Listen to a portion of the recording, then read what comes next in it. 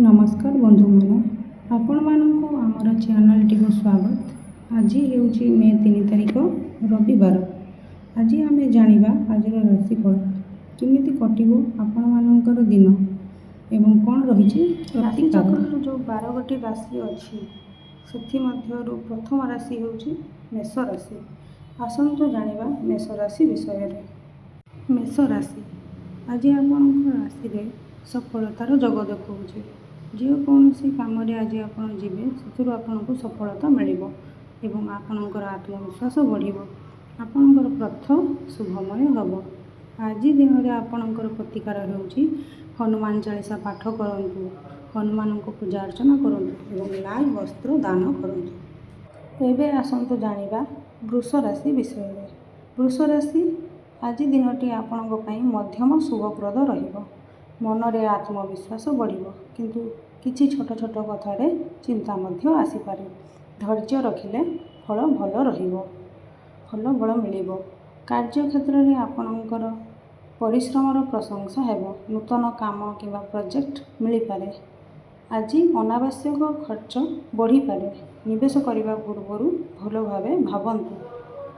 परिवार सह समय काटिबा आपणको खुशी देबो।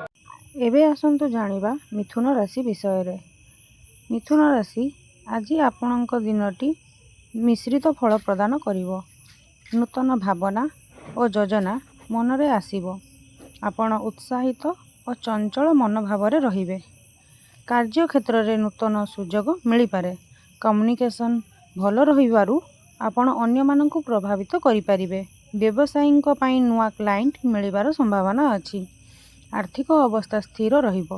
प्रेम जीवन मधुर रहिबो। सिंगल थिबा लोकंक पई नुआ मित्रता किंबा प्रेम संभावना अछि। परिवार रे खुशी रे परिवेश रहिबो।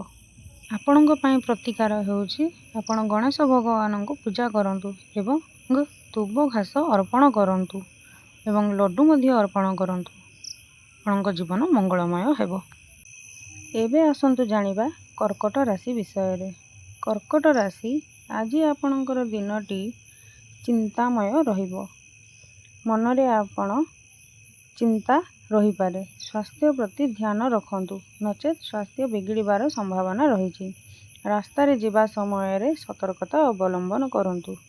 आपणक पई प्रतिकार होउची शिवलिंग रे जल अर्पण करंतु। दूध घी महू मिश्रित दान करंतु। आपणक जीवन मंगलमय हेबो। एबे आसंतु जानिबा सिंह राशि विषय रे।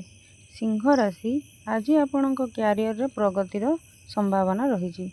मान सम्मान बढ़िबो। समस्ते आपणको सम्मान करिवे। आपणकर चलापथ सुखमय हबो। आपणक पई प्रतिकार सूर्य को अर्घ्य दियंतु। गुड़ गहम दान करंतु। आपणक जीवन मंगलमय हेबो। एबे आसंतु जानिबा कन्या राशि विषय रे। कन्या राशि आपणकर आज मानसिक चाप आसीपारे। आपण धैर्य एवं धीरे समस्त कार्य करंतु नचेत आपणको बहु समस्यार सम्मुखीन हेबाकु पड़िबो। रास्ता रे जिबा समय रे सतर्कता अवलंबन करंतु। खाद्य पेयर यथेष्ट ध्यान रखंतु। आपणक पई प्रतिकार विष्णु नाम जप करंतु। सबुज वस्त्र गरीब लोकंकु दान करंतु। आपणक जीवन मंगलमय हेबो। एबे आसंतु जानिबा तुला राशि विषय रे। तुला राशि आज आपणको संपर्क रे सावधान रहिबाकु पड़िबो। निजर क्रोध एवं भावना को नियंत्रण करंतु। निजर क्रोधरे बशवर्ती होई एपरि काम न करंतु जहाँ संपर्क को विच्छिन्न करि पारे। आपण रास्ता रे जिबा समय रे सतर्कता अवलंबन करंतु। आपणक पई प्रतिकार माँ दुर्गा को पूजा अर्चना करंतु। सुगंध पुष्प एवं सुद्रव्य दान करंतु। आपणक जीवन मंगलमय हेबो। एबे आसंतु जानिबा बिच्छा राशि विषय रे। बिच्छा राशि आज आपणकर बंधु मिलनर संभावना रही। केही जणे नूतन बंधु आपणक गृह को आसी पारंती। काम रे स्थिरता रहिबो। धीरे लाभ मिलिबो। निजर खाद्यपेय एवं निद्रा प्रति ध्यान दियंतु एवं अल्प समय व्यायाम मध्य करंतु। आपणक पई प्रतिकार हनुमान जी को सिंदूर दियंतु। लाल फल दान करंतु। आपणक जीवन मंगलमय हेबो। ଏବେ ଆସନ୍ତୁ ଜାଣିବା ଧନୁରାଶି ବିଷୟରେ। ଧନୁରାଶି, ଆଜି ଆପଣଙ୍କର ଭାଗ୍ୟ ଆପଣଙ୍କ ହାତ ମୁଠାରେ ରହିଛି। ଆପଣଙ୍କୁ ନୂଆ ସୁଯୋଗ ଆସିବ। ଯେକୌଣସି ଆପଣ ଆଜି କାର୍ଯ୍ୟ କରିବେ ତାହା ସଫଳ ହେବ। କାର୍ଯ୍ୟକ୍ଷେତ୍ରରେ ଆପଣଙ୍କ ପରିଶ୍ରମ ପ୍ରଶଂସା ହେବ। ନୂତନ କାମ ଆପଣଙ୍କୁ ମିଳିପାରେ। ଅଫିସରେ ସହକର୍ମୀଙ୍କ ସହ ଭଲ ସମ୍ପର୍କ ରଖନ୍ତୁ। ଆପଣ ଆଜି ଧନ ଆର୍ଥିକ ଅବସ୍ଥା ସୁଦୃଢ଼ ହେବ। ଆପଣଙ୍କ ପାଇଁ ପ୍ରତିକାର ଭଗବାନ ଶିବଙ୍କୁ ପୂଜା ଅର୍ଚ୍ଚନା କରନ୍ତୁ। ଆପଣଙ୍କ ପାଇଁ ମଙ୍ଗଳମୟ ହେବ। ଏବେ ଆସନ୍ତୁ ଜାଣିବା ମକର ରାଶି ବିଷୟରେ। ମକର ରାଶି, ଆପଣଙ୍କର ଆର୍ଥିକ ମାମଲାରେ ସତର୍କ ରୁହନ୍ତୁ।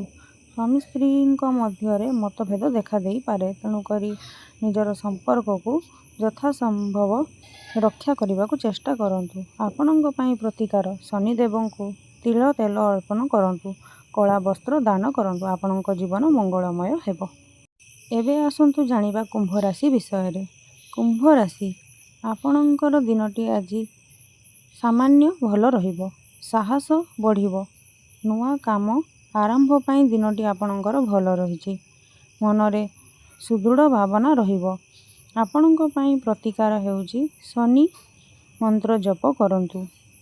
ଜୋତା ଚପଲ ଦାନ କରନ୍ତୁ। ଆପଣଙ୍କ ଜୀବନ ମଙ୍ଗଳମୟ ରହିବ ଏବଂ ଭିକାରୀକୁ ଭିକ୍ଷା ଦିଅନ୍ତୁ। ଏହା ଆପଣଙ୍କ ଜୀବନରେ ଯଥେଷ୍ଟ ଉନ୍ନତି ଆଣିବ। ଏବେ ଆସନ୍ତୁ ଜାଣିବା ମୀନ ରାଶି ବିଷୟରେ। ମୀନ ରାଶି, ଆଜି ଆପଣଙ୍କର ଅନାବଶ୍ୟକ ଖର୍ଚ୍ଚ ବଢ଼ିପାରେ। ନିବେଶ କରିବା ପୂର୍ବରୁ ଭଲ ଭାବରେ ଚିନ୍ତା କରନ୍ତୁ। ଆପଣଙ୍କର ସ୍ୱାସ୍ଥ୍ୟ ସାଧାରଣ ରହିବ, କିନ୍ତୁ ଖାଦ୍ୟ ଓ ନିଦ୍ରା ଉପରେ ଧ୍ୟାନ ଦିଅନ୍ତୁ। ହାଲୁକା ବ୍ୟାୟାମ ଆପଣଙ୍କ ପାଇଁ ଉପକାରୀ ଅଟେ। ଆପଣଙ୍କ ପାଇଁ ପ୍ରତିକାର କୃଷ୍ଣ ଭଗବାନଙ୍କୁ ପୂଜା ଅର୍ଚ୍ଚନା କରନ୍ତୁ ଏବଂ ତାଙ୍କୁ ହଳଦିଆ ମିଠା ଅର୍ପଣ କରନ୍ତୁ। ଆପଣଙ୍କ ଜୀବନ ମଙ୍ଗଳମୟ ହେବ। ଆଜିର ଭାଗ୍ୟଫଳ ଶେଷ ହେଲା।